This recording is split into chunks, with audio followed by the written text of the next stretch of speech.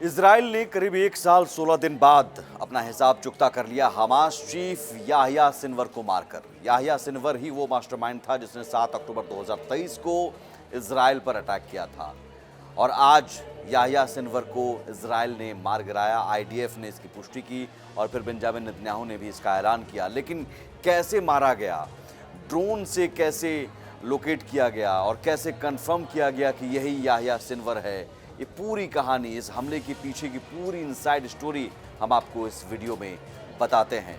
दरअसल याह्या सिनवर गुरुवार को गाजा के रफाह में अभियान चला रही इजराइल सेना के हत्थे चढ़ गया। एक ड्रोन के जरिए उसकी पहचान की गई और फिर इमारत को जमींदोज कर दिया गया। मलबे से सिनवार का शव बरामद किया गया। उसकी पहचान पुष्ट करने के लिए डीएनए, डेंटल रिकॉर्ड्स और फिंगरप्रिंट्स का सहारा लिया गया।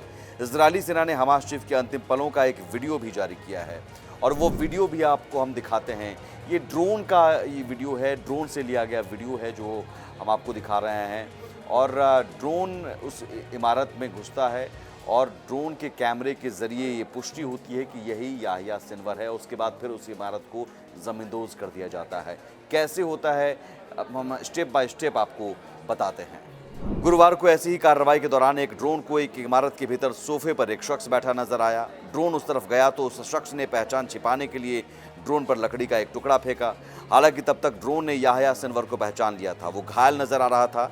ड्रोन की पहचान कंफर्म करने के कुछ ही सेकंड बाद इजराइल ने उस इमारत को जमींदोज कर दिया।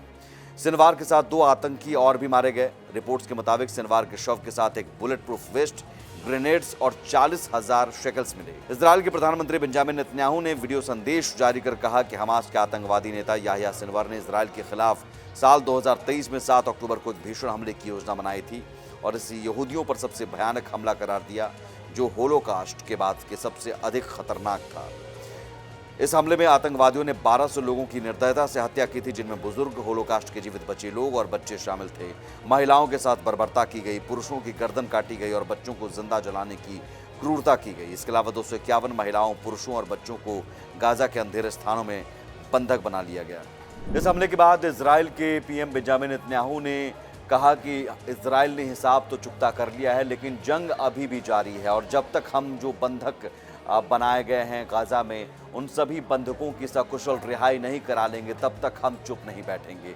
जाहिर है अब हमास के चीफ से पहले हिजबुल्लाह के चीफ नसरल्लाह को मारा गया, हमास के पॉलिटिकल चीफ हानिया को भी मारा जा चुका है और ऐसे में इजराइल अब चाह रहा है कि हमास, हिजबुल्लाह या फिर हूती संगठनों की कमर पूरी तरह से तोड़ दी जाए और इसीलिए ये अटैक आगे भी जारी रहेगा।